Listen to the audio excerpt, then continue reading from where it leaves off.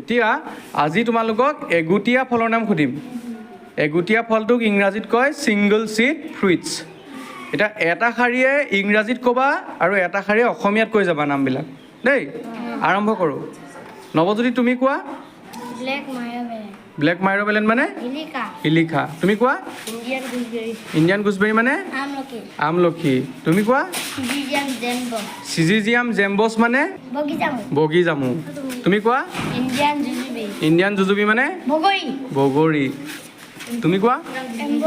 এম্বৰেলা মানে অমৰা। তুমি কোৱা।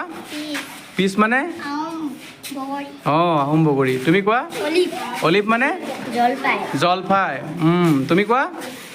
প্লাম মানে নৰা বগৰী। তুমি কোৱা।